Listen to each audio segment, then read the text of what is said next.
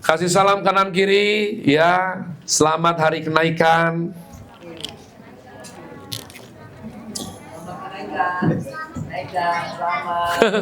Nyaring sekali ya, Exo.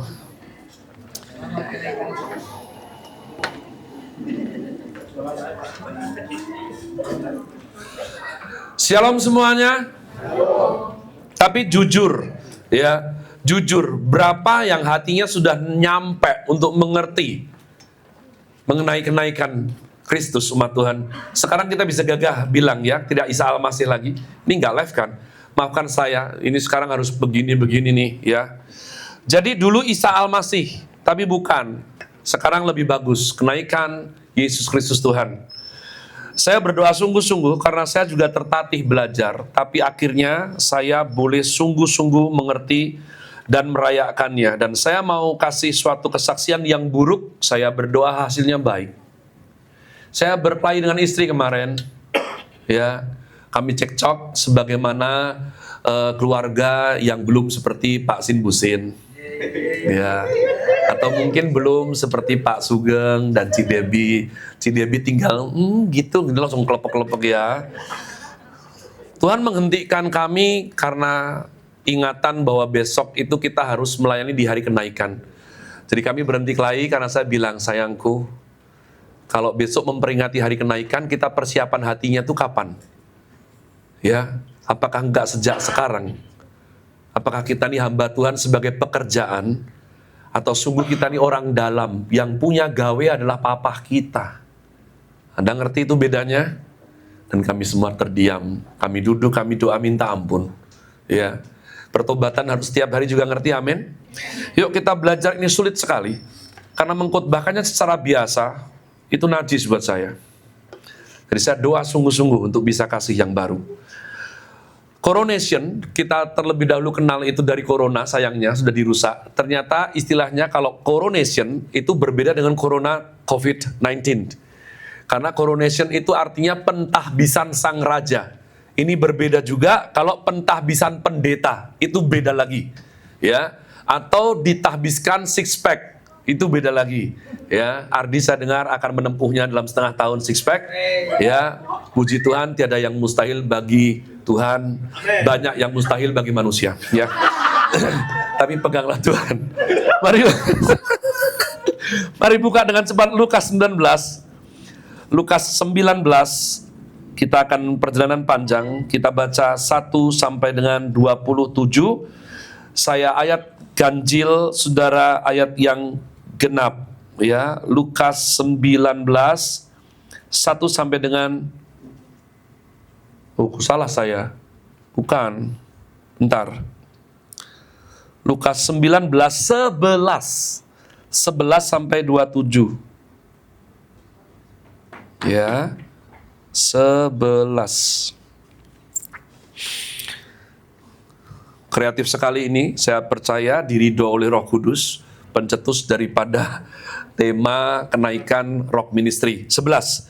Ya, karena kenaikan itu biasanya memakainya Kisah Rasul 1 ya, ayat 4 sampai dengan 11. Ini dia pakai 11.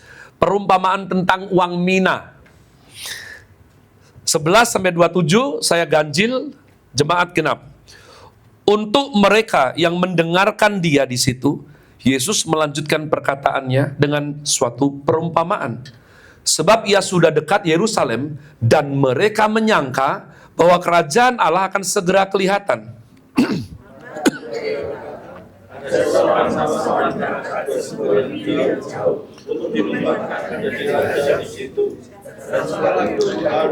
Nah, coronation itu dinobatkan itu. Itu bahasanya coronation. 13, ia memanggil 10 orang hambanya dan memberikan 10 mina kepada mereka. Katanya, pakailah ini untuk berdagang sampai aku datang kembali.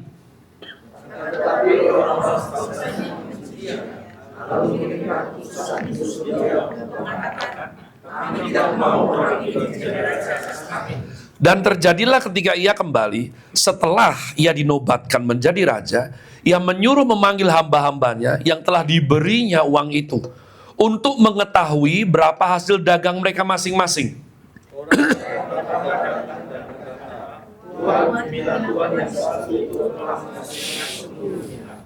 Katanya kepada orang itu, baik sekali perbuatanmu itu, hai hamba yang baik. Engkau telah setia dalam perkara kecil, karena itu terimalah kekuasaan atas 10 kota.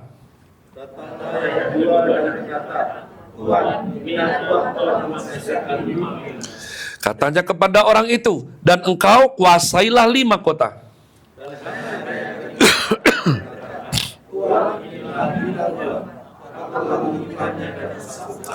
Sebab aku takut akan Tuhan, karena Tuhan adalah manusia yang keras. Tuhan menuai apa yang tidak Tuhan tabur. 22.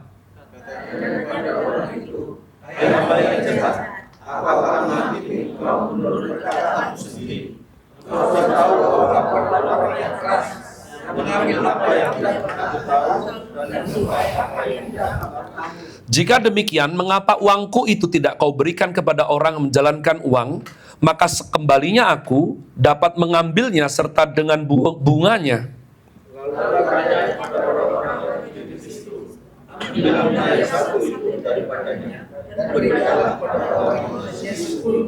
Kata mereka kepadanya, Tuan, ia sudah mempunyai 10 mina. Jawabnya, aku berkata kepadamu, siapa yang mempunyai, akan diberi. Siapa yang mempunyai,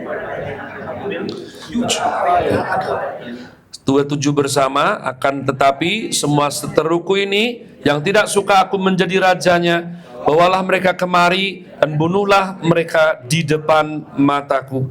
Mengerti belum mengerti, katakan amin. Yang sungguh sayang Tuhan Yesus, katakan amin. Yang tidak hanya dengar melakukan firman, katakan amin. Jadi seorang raja dinobatkan, ya, tapi ada yang menolaknya untuk kembali. Jadi dia hanya kembali kepada orang-orangnya. Bisa mengerti konsepnya? Ya. Apa tanda dari orang-orangnya? Dikasih 1 mina. 1 mina itu adalah 60 shikal keping perak. Tuhan Yesus dijual dengan berapa? Betul, Mike. 30 shikal keping perak. Ya, cepat sekali dia jawab. Luar biasa. Benar dia jawab, sungguhan. Ya, mamanya teman saya ini. Jadi, umat Tuhan, kau harus mengerti, itu uang adalah menurut Keluaran, upah kalau ada kecelakaan budak biasa mati. Ya. Kalau budak cantik mati, lebih lagi harganya. Kalau seperti Ardi yang otaknya brilliant, 100 shikal. Tapi kalau budak biasa, ketanduk kerbau, atau tiba-tiba ya tuan lain itu sedang belajar panah, terus mati, 30 keping. Bayangkan Tuhan Yesus dijual hanya dengan harga yang paling murah daripada budak pengganti. Tuhan memberikan perumpamaan ini, ya, bahwa ada seorang akan dinobatkan jadi raja, terus balik. Orang-orang sebangsanya menolak. Makanya dia balik hanya kepada orang-orangnya yang dipercayakan 1 mina. Ingat, 60 shikal perak. Tuhan hanya dijual 30 keping perak. Jadi 2. Lah, bagaimana bisa buat dagang? Nah, ini saya bilangin terlebih dahulu karena saya ngasih tahu semua anak-anak saya. Ya. Gereja itu harusnya seperti apa? Masa seperti perusahaan? Gereja adalah keluarga. Tapi dengan kualitas seperti perusahaan. Engkau akan menemukan istilah gangdau banyak sekali. Oikonomos adalah akar dari kata ekonomi. Laba, cuan ada di sini. Kalian kira tanah perjanjian kita namanya apa? Tanah Kanaan. Apa arti Kanaan? Trading, gangdau. Jadi kenapa kamu masih di sini? Disuruh Tuhan kerja, gangdau. Kerja yang bagus kamu. Kita nggak cuma disuruh makan babi saja ini. Kenapa kita masih hidup? Supaya kamu gendut. Nggak ada. Yang mengerti katakan amin. Dan Tuhan menuntut semua talenta yang Tuhan beri. Cuannya mana? Cuman bukan dengan semangat cinta uang. Perhatikan. Tapi dengan semangat tanggung jawab. Betul tidak? Mengerti katakan amin? Tuhan mengajari kita itu untuk bekerja dengan bagus. Bukan dengan POV sudut pandang. Lai-lai, cuan-cuan, nali, cuan, mana-mana uangnya. Kalau kamu membuat cuan, mati sana. Tidak. Tidak. Tapi dengan semangat tanggung jawab. Kalau kamu sudah menerima semua yang baik dalam hidupmu, hasilnya apa? Makanya dia nggak suka banget kalau ada pohon tidak ada buahnya. Ya. Nah, dari sini, oke, aku raja, tapi kamu menolak aku. Aku datang kepada orangku. Perhatikan, ternyata di antara orang-orangnya ada yang berubah pikiran. Ya, jadi setelah kita mendengar firman tadi kita baca bersama, 3 pertanyaan izinkan saya susupkan ke benak saudara terlebih dahulu, untuk kamu boleh berpikir sampai nanti makan malam sebelum pulang. 1, sudah mengertikah Injil kita itu Injil Kerajaan Allah? Kita bukan Injil keselamatan. Keselamatan adalah bagian. Makanya Tuhan tidak pernah khotbahkan, bertobatlah supaya masuk surga. Bertobatlah supaya jangan masuk neraka. Enggak, Anda baca firman saya khotbah ulang-ulang. Bertobatlah sebab ya. Jadi harus mengerti, kita juga bukan Injil kemakmuran. Amin. Walaupun namanya kerajaan, itu pasti makmur. Don't worry. Ya. Jangan salah sudut pandangnya. Maafkan saya sekali lagi. Seks adalah bagian berkat dari pernikahan. Ya, tapi jangan dibalik. Terus kamu mengukurnya hanya melalui satu item itu saja. Nanti kamu keliru. Semua ajaran Tuhan akan jadi keliru kalau kamu tidak tangkapnya secara penuh. Sozo, wholeness. Kita nggak main cropping. Makanya saya sungguh berdoa supaya bisa khotbahkan dengan benar dan murni dan Tuhan berkenan. 2, mengertikah konsep Tuhan adalah raja? Saya dikontenkan istri saya dan tim, Nijioni timnya, salah satunya, ya konten 1 menit di TikTok dan Instagram. Dan secara heran, yang meledak nomor 1 adalah tentang pernikahan, keluarga. Yang kedua adalah saya teriak-teriak soal Tuhan ini. Ya, Tuhan Yesus itu Tuhan karena kita pertuhankan, betul? Hati-hati, jangan cepat jawab kalau sama saya, pikir dulu. Tuhan Yesus itu Tuhan karena kita mempertuhankan dia, betul? Kalau kita tidak pertuhankan dia, dia bukan Tuhan, betul? Tidak, Tuhan Yesus adalah Tuhan meskipun kita tidak anggap dia sebagai Tuhan. Bedanya adalah apa? Dia bukan Tuhanmu. Kalau dia bukan Tuhanmu, segala janji dan kuasanya bukan milikmu. Mengerti, katakan amin. Jadi mengertikah konsep Tuhan adalah raja? Karena sebetulnya nama Tuhan Kurios adalah penguasa tunggal. Means the king. Raja. Ini hujan toh, Mike. Wah, syahdu kamu, bagus mengaturnya. Terima kasih. Ya. Jadi semua udah datang baru kamu turunin. Bagus, bagus. Senang, saya suka, iya. Ya. Kenapa? Karena banyak sekali orang sekedar beragama Kristen tapi di lapangan at the end of the day yang dipakai keputusannya dia sendiri. Ya. Jadi Tuhan bukan raja. Tuhan adalah agama yang dia anut, rajanya tetap dia. Jadi bayangkan kalau kita ada benturan sesuatu paradigma di otak kita yang kompleks ini, kita masih rindu membenci, Tuhan suruh mengampuni. Siapa rajanya?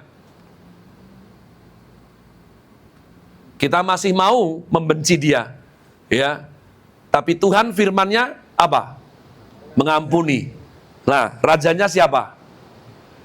Saya rasa ya hari-hari ini ya, kalau kamu bertumbuh lebih lagi, saya mendapati diri saya, terutama kalau saya makan nasi campur yang terlalu enak dan diurapi, karismatik sekali, itu saya akan pesan jumbo, atau biasa kali 2. Terutama kalau di Jogja itu, ya ada 88 sama 52 itu, ya, atau yang di Jakarta itu.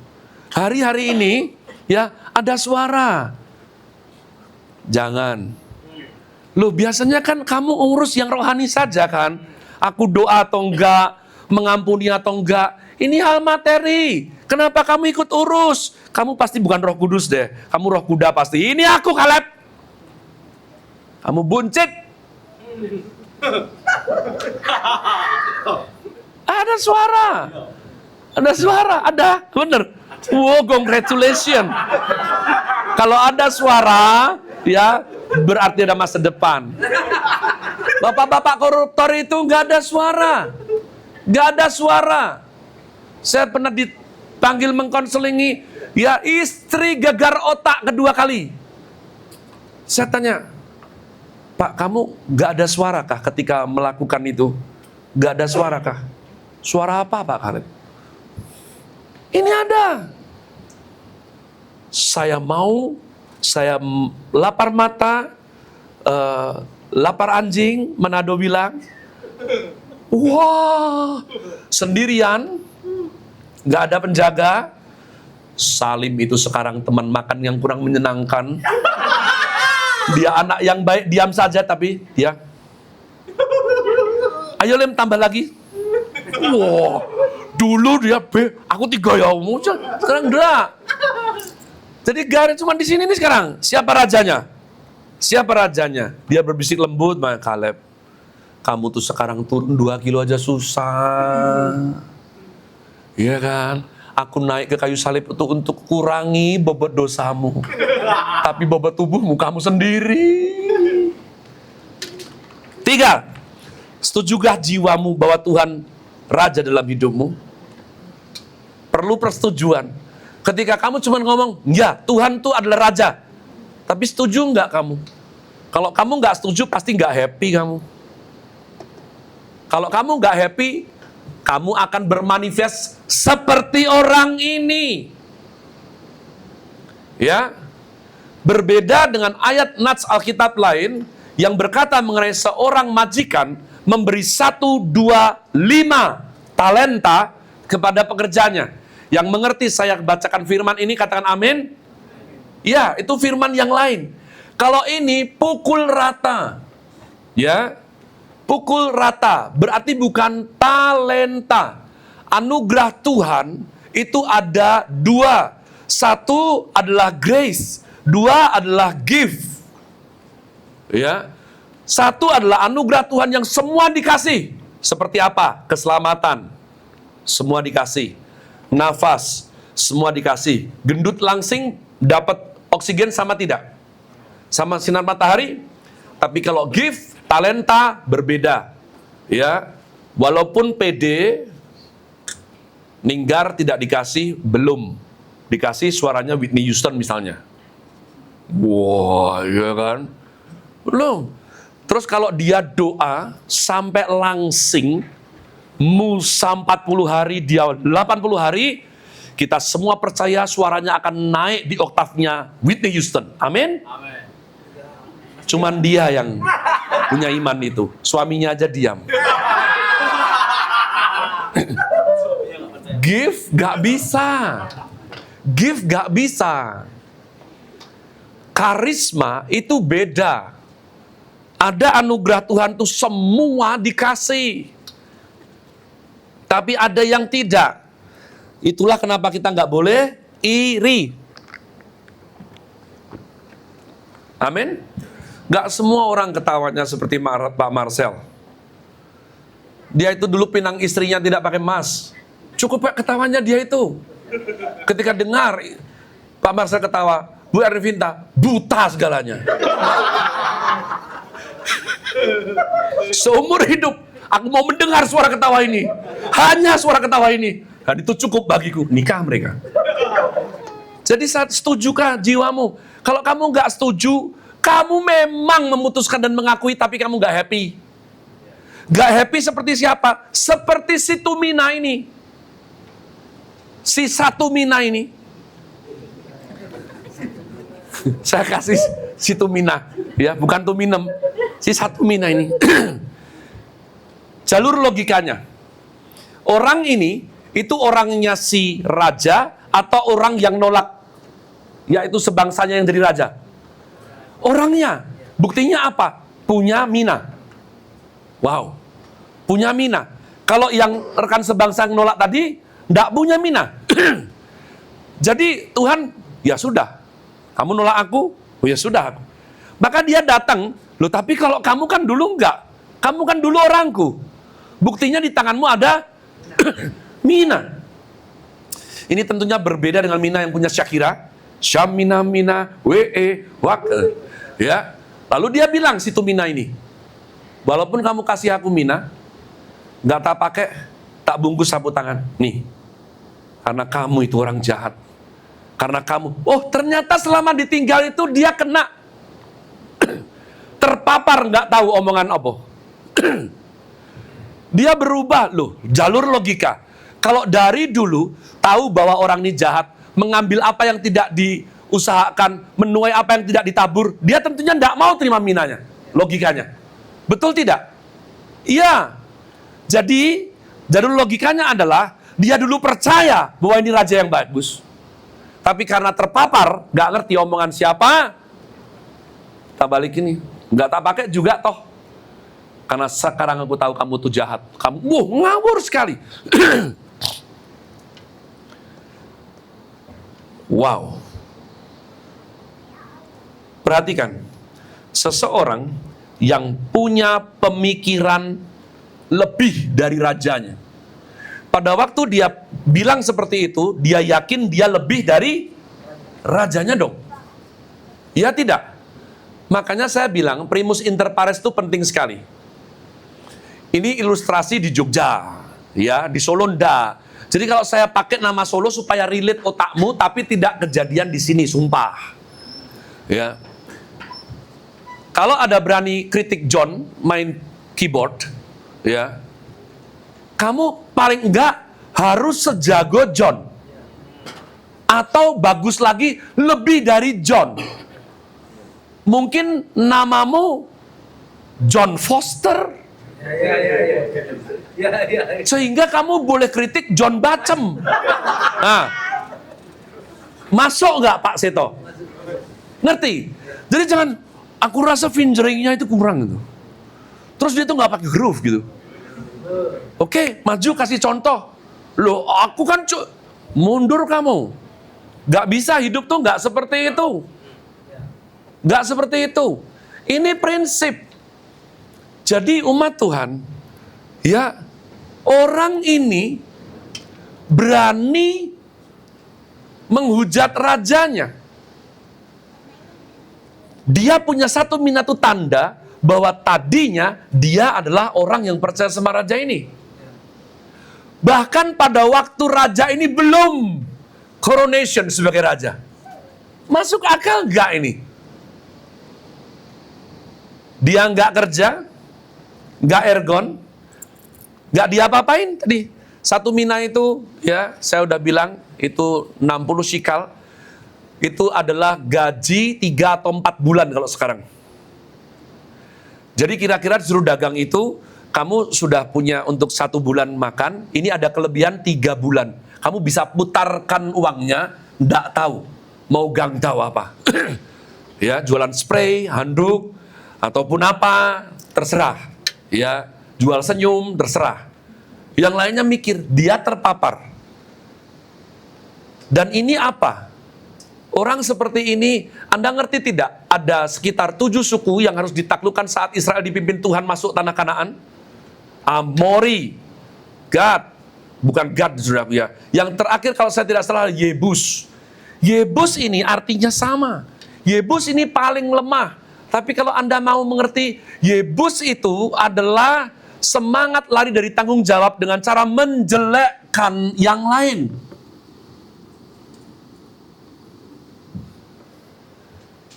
Gereja hancur bagaimana? Dibom, lebih kuat, dianiaya, bertumbuh hebat. Karena ada orang yang selalu nggak sadar, mulutnya dipakai si jahat untuk jelek-jelekin yang lain. Bisa benerin tidak? Kalau nggak bisa benerin, bawa dalam doa. Kalau mau negur, diajak bicara di depan. Jangan di belakang. Karena itu namanya Yebus. Kalau Anda baca Raja-Raja, Anda dengerin Grow, Anda akan temukan. Banyak sekali setelah pecah dari zaman Rehobeam. Hancur berbunuh-bunuhan itu, kerajaan Israel itu. Ya. Jadi, ini orang ini, si Tumina ini, itu mempunyai sesuatu yang dulu pernah saya sampaikan, sekarang saya ulang supaya Anda tidak lupa. SMOS. S-M-O-S. Senang melihat orang susah. Susah melihat orang senang. Ya, karena dia sendiri belum selesai dengan dirinya. Dia menerima kepercayaan raja, sekaligus mengkhianati kewenangannya. Kasih tahu saya, siapa yang seperti itu? Mau tahu nggak dia itu siapa?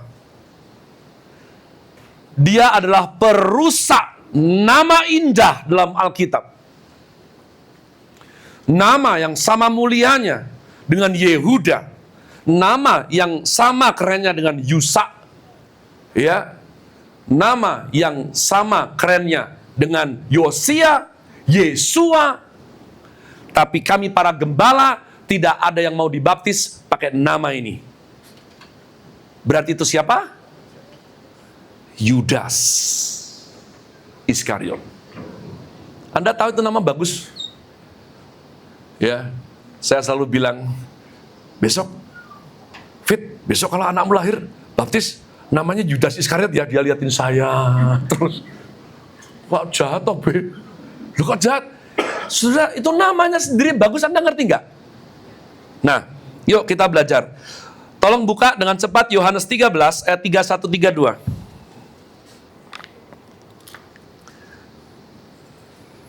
Yohanes 13, 31. Saya mau ulang suatu kalimat yang saya percaya diwahyukan oleh Tuhan sendiri pada waktu saya khotbah minggu kemarin. Bahwa Yudas Iskariot mendengarkan semua khotbah Tuhan Yesus. Anda ngerti betapa ngerinya itu? Berarti ada orang yang dimuridkan langsung di bawah Tuhan Yesus, langsung mendengar roti kehidupan langsung dari mulut Sang Pencipta segalanya, dan tidak terjadi apa-apa hidupnya. Karena dia tidak mempertuhan Tuhan Yesus. Saya rindu sekali, jangan ada di antara kita seperti itu.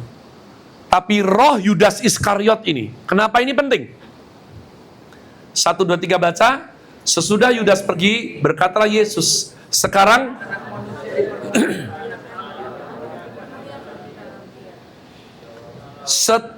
Oh, 1, 2, 3. Jikalau Allah dipermuliakan dalam dia, Allah akan mempermuliakan dia juga di dalam dirinya. Mempermuliakan dia. Saya akan khotbahkan ini lain kali. Ini adalah dalam sekali. Ini memberitakan mengenai nanti penyalipan sampai kenaikan Tuhan Yesus di Bukit Zaitun. Ya. Tapi tahan di 31-nya tadi tolong. Sesudah Yudas, ada khotbah Tuhan Yesus ternyata. Ada pemuritan Tuhan Yesus yang dilakukan sesudah Yudas pergi. Dan relate-nya dengan kita apa?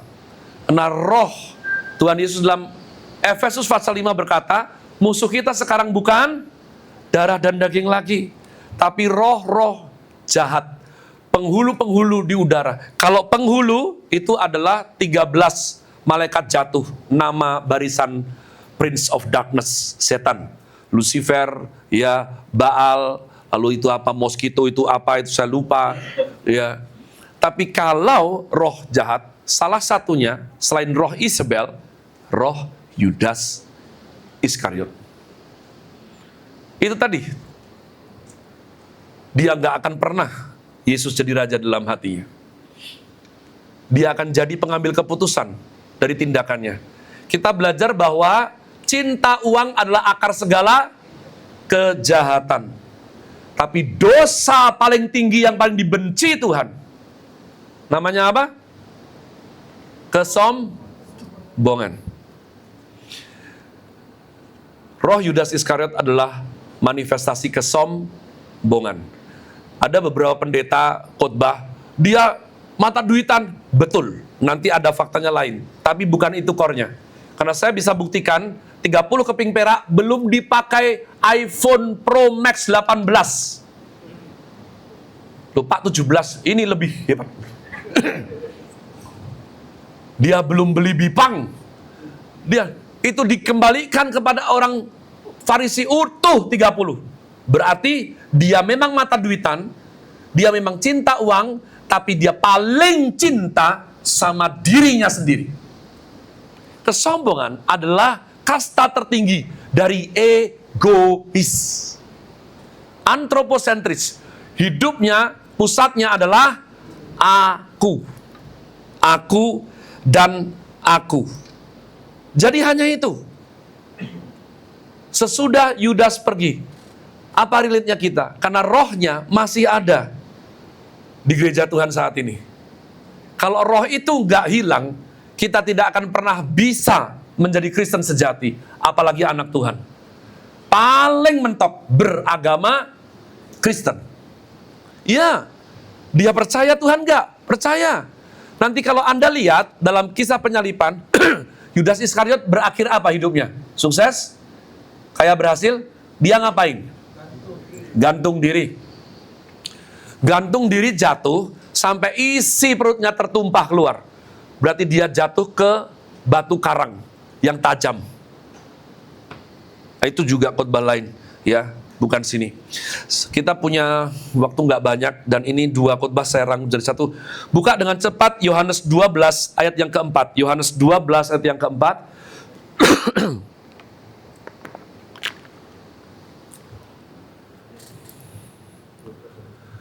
Tetapi Yohanes 12 ayat yang keempat, tetapi Yudas Iskariot, seorang dari murid-murid Yesus yang akan segera menyerahkan dia, berkata,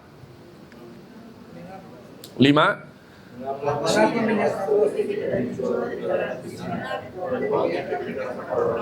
Semua yang mengerti kisah ini katakan amin. Biar saya nggak banyak pulang.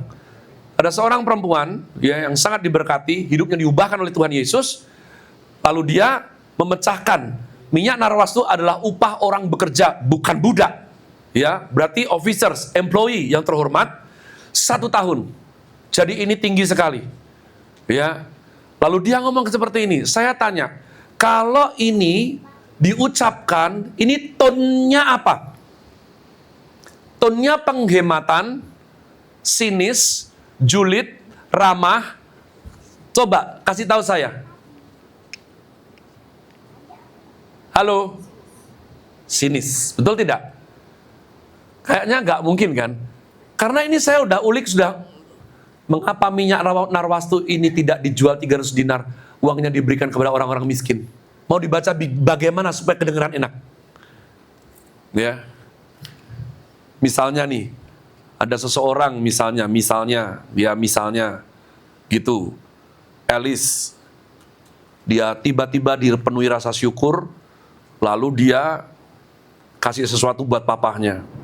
Pah, makasih Pah, selama ini kamu udah kerja berat buat kami. Kamu sampai bercucuran keringat dan mencapai tingkat gendut yang tidak pernah pudar. Ya, aduh Pah, makasih Pah. Terus justru malah dikasih makanan kesukaannya Pak Sin. Oh, kacang tuh. Sate. Oh, kacang Pak, sate. Gitu. Terus kita lewat. Elis ini mesti pengen papanya lebih lagi obesitas terus mati cepet. Coba ajari saya cara saya ngomong untuk saya bilang bahwa maksudku sebetulnya bagus kok.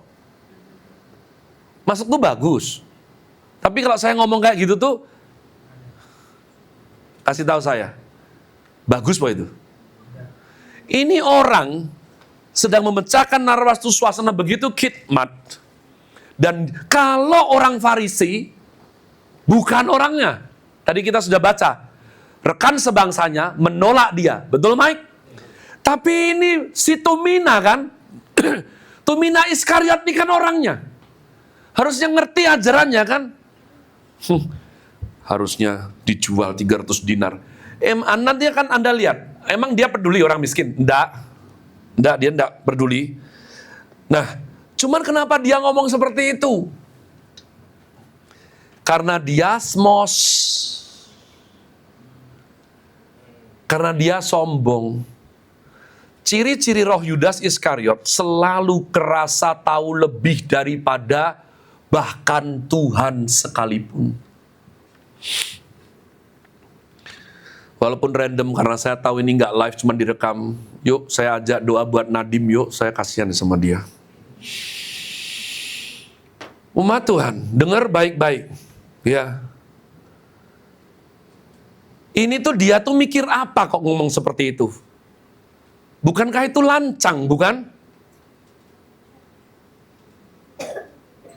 Lancang, sinis, ya, terutama apa? Sombong. Gitu loh. Nah, yuk gini.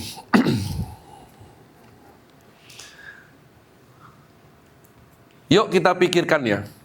Di otaknya Yudas Iskariot itu apa sebetulnya isinya? Kenapa dia hianati tuannya, gurunya, rabinya, babenya, gembalanya dengan hanya 30 keping shikal perak? Harusnya bisa lebih tinggi dong itu. Kenapa? Dan kita nanti dikasih tahu Alkitab, at the end of the day, dia ndak pakai uang itu. Dia ndak pakai uang itu. Dia kembalikan ke imam besar Kayafas, tapi imam besar Kayafas udah bilang, nggak mau. Kamu, darahnya tertumpah di tanganmu. Dia lalu.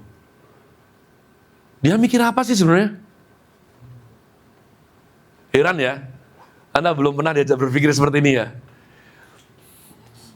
Papa saya itu memberikan saya nasihat itu yang saya dulu tidak ngerti, lalu saya ngerti, lalu saya kira lucu, padahal nggak ngerti, baru dewasa saya ngerti. Kok, kalau kentut nggak usah buka celana. Kalau cuman ngentut, rasa buka katok. Ya.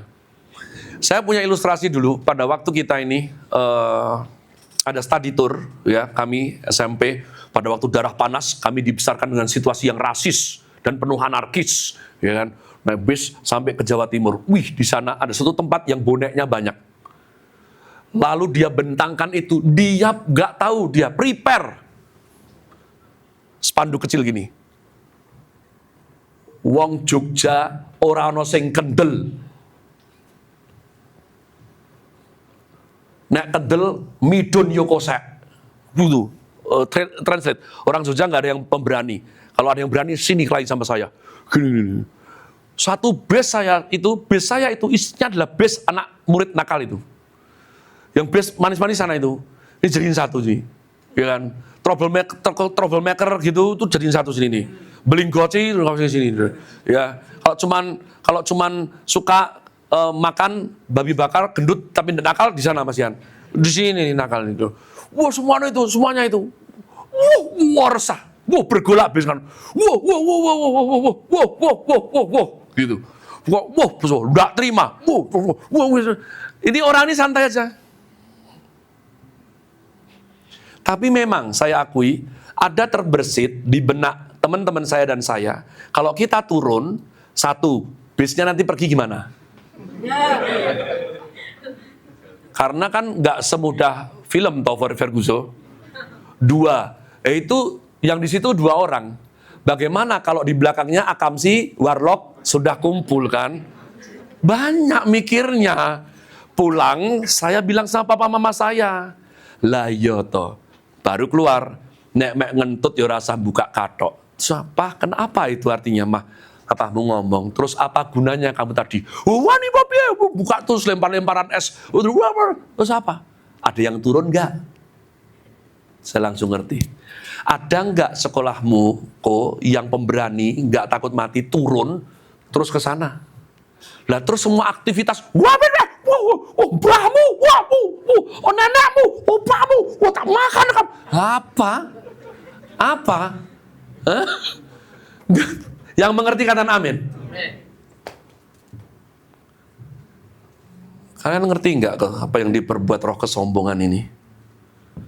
Nggak bikin apa-apa. Nggak bikin apa-apa kecuali kehancuran. Buat dirinya dan buat orang lain. Dia sudah dikasih tahu loh, 1 orang di antara muridku akan mengkhianati aku. Tuhan sudah kasih tahu 3 kali. Saya setiap kali mikir saya bingung. Tapi saya setiap Kristen itu berpotensi jadi Yudas Iskariot. Kalian ngerti itu? Iya. Ya, terutama Kristen kayak saya, Salim ini. Tuhan dalam agama kita diajarin Yesus Kristus, tapi raja dalam kehidupan ini belum tentu. Belum tentu. Ya, saya dipanggil itu di Sanata Dharma itu karena Salim itu mukulin orang di laboratorium. Pada waktu itu agamamu masih Zoroastrianisme ya, Lim? Yo Kristen agamane yoan. Terus dia disekolahkan sama papa mamanya tuh apa? Salim, kami sekolah ke kampus ben ajaratos. Gitu kan pesannya? Enggak. Perhatikan cewek cantik dan carilah perkara sesering mungkin. Gitu? Enggak. Kenapa dia bisa mukulin orang di laboratorium? Diulang lagi, geblek kan? Dibalenin nih. Jadi Kristen, tapi Tuhan belum raja. Saya setiap kali Yudas Iskariot, oh my goodness, kasihan lo itu. Perhatikan, Lucifer sudah di dalam, tapi ditendang keluar. Karena, Mas John, temenin Babe dulu, kunci G. Yudas sudah dipilih, namun tersisih. Karena sombong. Dia berpikir. Karena kalau Anda baca dalam firman Tuhan, ada sekitar 4 kali percobaan Tuhan Yesus dibunuh. Dan Tuhan Yesus selalu lolos dari percobaan pembunuhan tersebut. Ya, Anda akan tahu ada sesuatu itu yang imajinasi saya itu heroik sekali itu. Tuhan ada di sudut tebing terkepung. Semua orang mau membunuh dia. Dan tertulis di situ Mike, ringan banget. Tuhan Yesus pergi di tengah-tengah mereka. Kalian bisa bayangkan itu.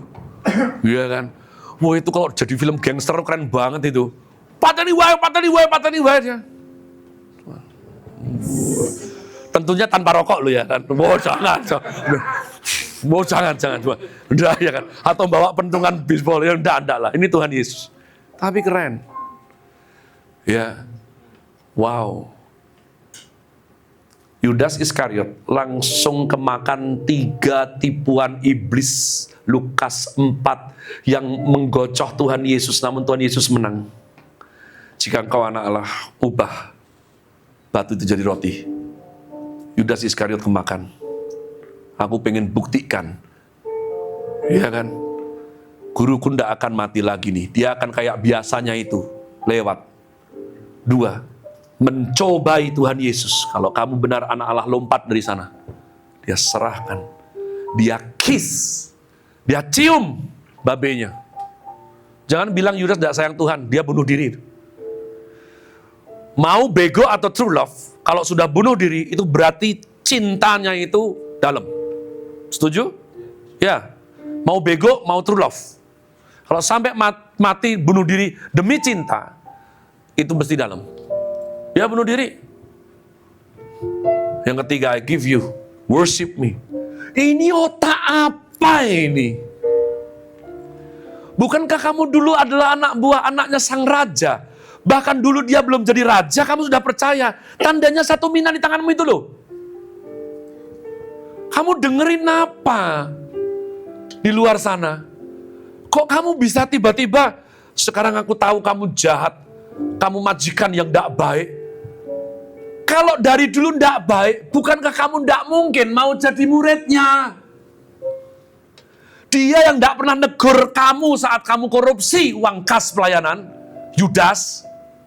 Kok pikir Tuhan nggak tahu? Ada ayatnya. Tuhan tahu, tapi Tuhan belum menghakimi.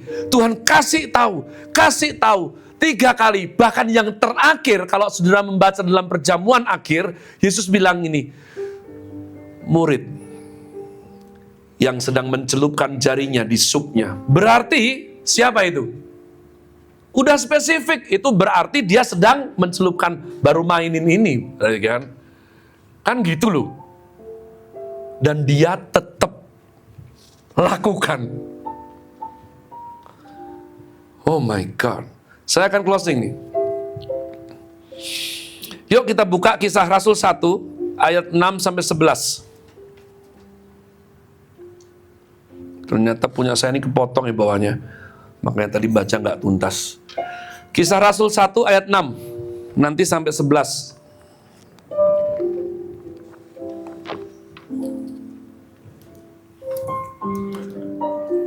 Oi. Oke.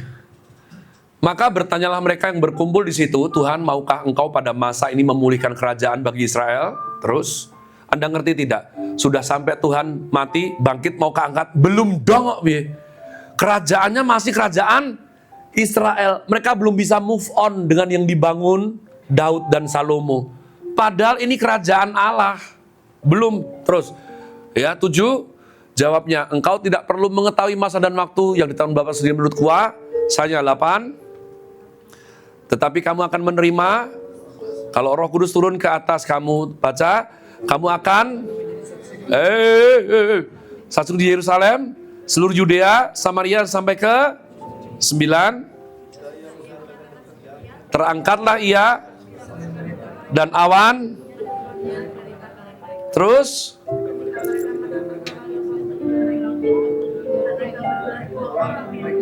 terakhir, tuntaskan. Hai orang-orang Galilea,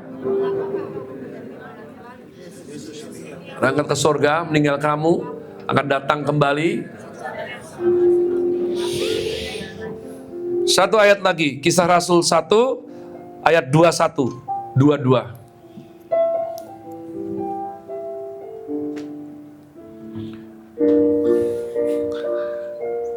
1, 2, 3 baca. Jadi harus ditambahkan kepada kami seorang dari mereka, selama Tuhan Yesus bersama-sama dengan 22 sampai meninggal kami, untuk menjadi saksi dengan kami tentang, tahan di sini. Anda ngerti konsepnya? Dan ternyata sudah dinubuatkan Yesaya. Saya bersyukur sekali dipanggil jadi Kristen. Saya tidak perlu marah-marah membela kitab suci kita. Kalau enggak Tuhan sendiri, enggak mungkin. Gila, setiap ayat itu punya backingan ayat lainnya. Nice. Jadi enggak bisa sembarangan orang menggantikan Yudas Iskariot. Harus bersama-sama dengan Tuhan Yesus, mulai dari baptisan Yohanes, ya, hari Yesus terangkat ke sorga, harus bareng. Tahu ya, ini syarat saksi. Harus ada di lokasi. Ya, syarat saksi harus berada di lokasi. Saksi yang tidak ada di lokasi itu adalah saksi dusta. Ya, ya. Jadi kalau kamu menerima kebaikan Tuhan dan kamu belum kunjung juga bersaksi, kemungkinannya 2. Kamu gak peka sekali. Kamu kira kebaikan itu dari kamu. Atau kamu tahu itu dari Tuhan, tapi kamu merasa cuman segini kok bersaksi. Kurang. Bahaya sekali. Roh apa lagi yang kerja? Roh Yudas Iskariot. Jadi roh yang seperti ini harus pergi dulu. Baru Tuhan bilang, ini saatnya anak manusia dipermuliakan. Orang seperti ini tidak peduli Tuhan dipermuliakan atau tidak. Dia asik dengan dirinya sendiri. Bahkan akhirnya sudah bukan tentang uang lagi. Jadi perjalanan kita dimulai saat mengerti Paskah. Lalu kita merayakannya dengan sukacita melalui Natal. Amin. Susah payah loh kita memahami Paskah adalah core hari raya orang Kristen, mengerti?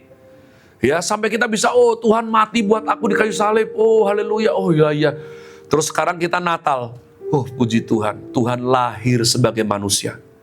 Kalau Tuhan tidak berinkarnasi, gak ada Paskah. Tapi tantangannya adalah Ascension of Day, hari kenaikan. Kenapa? Engkau baca, pada waktu Elisa bilang sama Elia, Guru, Rabi, Babe, aku mau urapan Tuhan atasmu. Elia bilang apa? Kalau kamu bisa melihat aku naik, kamu akan mendapat double porsi urapan Tuhan. Gereja Tuhan yang sejati, core-nya bukan didoain tumbang. Kamu harus ngerti loh. Saya sering tumbang dulu kalau didoain, karena itu enak. Bukan tentang nangis, tapi tentang perubahan hidup. Perubahan paradigma. Hati yang sombong ini dikikis.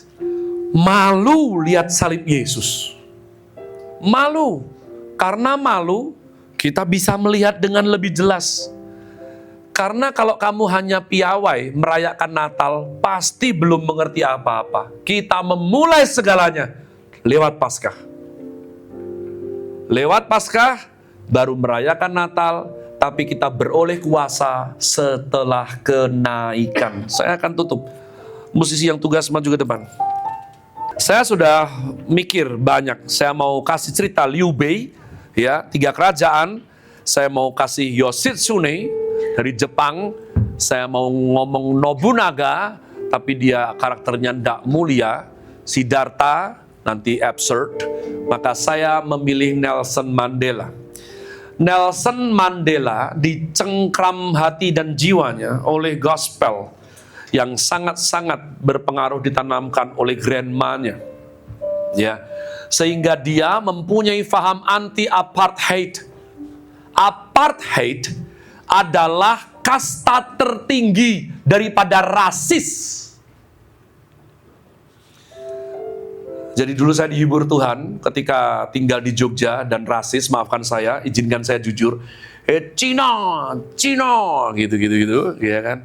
Itu ketika saya baca Long Walk for Freedom by Nelson Mandela. Aduh, yang menyakiti hatiku itu rasisnya. Kalau dibandingkan rasisnya sana, kaleng-kaleng. Sana ngeri kalau rasis, ngeri banget ngerinya. Nelson Mandela anti-apartheid. Dia menciptakan oposisi daripada rasis ini. Karena selama rasis ini diyakini, perbudakan terus ada. Selama perbudakan ada, itu nyenengin banget, tahu nggak saudara? Asal permainannya bukan kamu budaknya.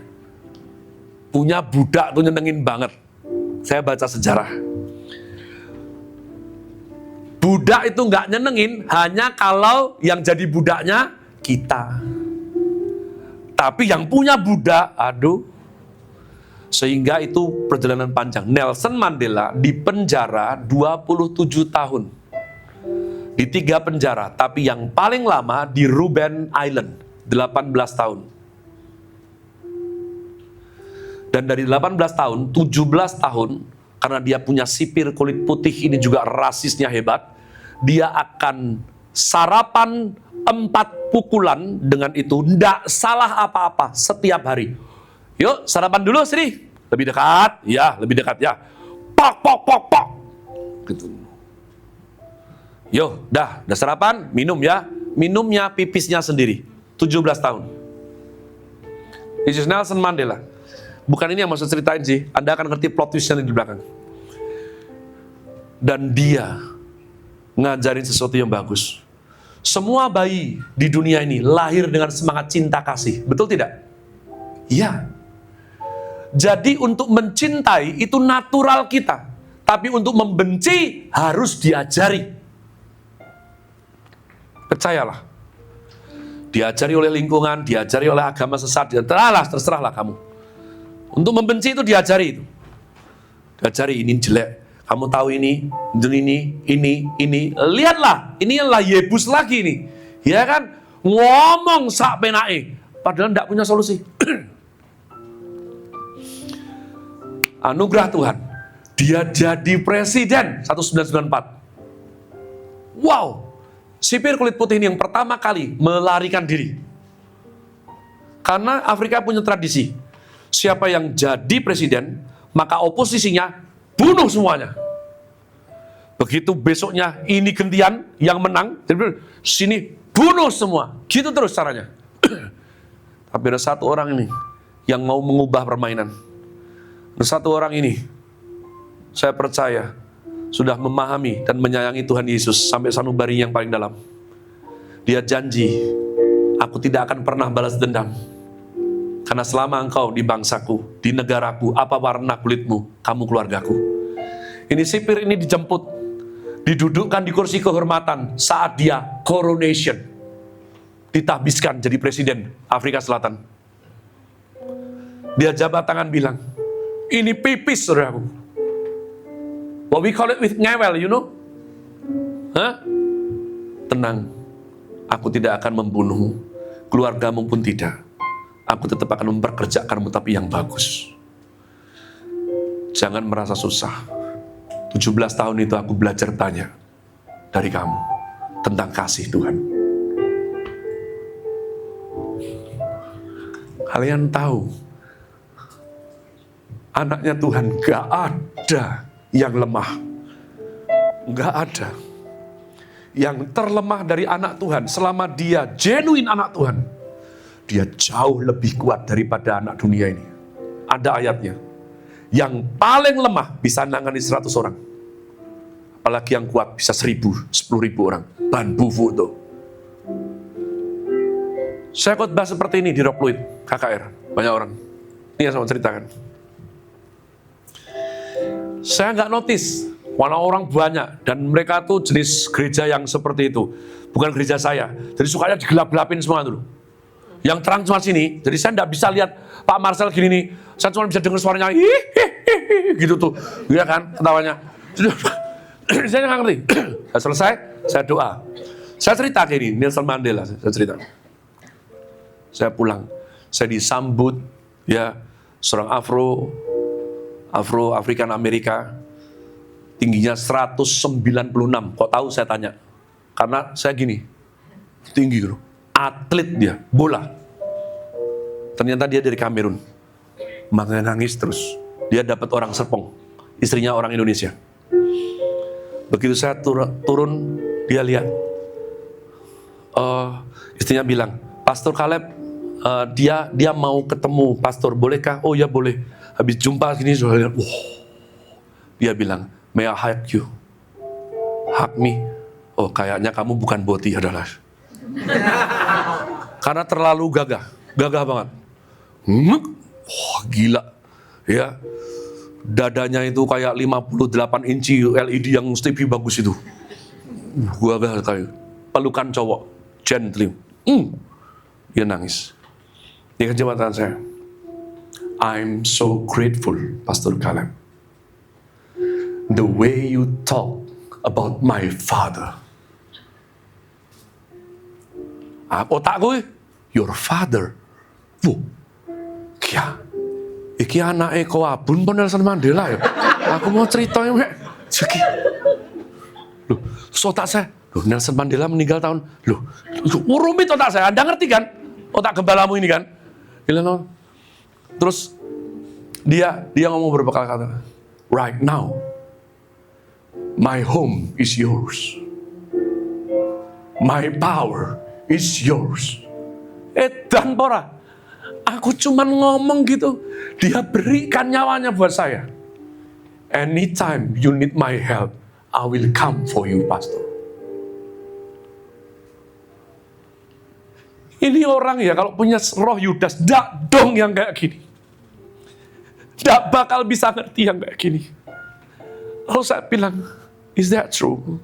He's the descendant of Nelson Mandela.